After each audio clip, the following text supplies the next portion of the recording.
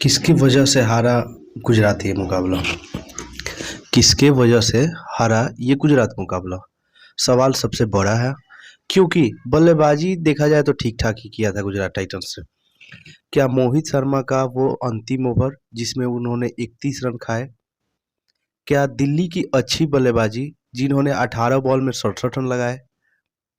या फिर स्टम्प्स की वो फील्डिंग जिसमें 6 रन को वो 1 रन में तब्दील किए? कहाँ हारी गुजरात टाइटंस? सवाल बहुत बड़ा है और गुजरात टाइटंस को समझ में ही नहीं आ रहा था कि वो हारी कहाँ पे। क्या दिल्ली की अच्छी फील्डिंग या फिर अंतिम ओवरों में धुआंधार बैटिंग या फिर गुजरात टाइटंस की खराब बल्लेबाजी?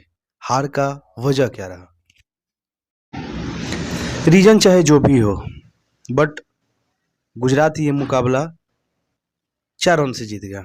आखिरी में जाकर के गुजरात ये मुकाबला 4 रनों से जीत गया। क्या कतई और कितना अच्छा निर्णय! ऋषभ पंत से पहले अक्षर पटेल का आना और अर्धशतक लगा देना और आखिरी के ओवर में ऋषभ पंत का वो धुआंधार बैटिंग जिससे दिल्ली की टीम मैच में कहीं आगे निकल गई थी।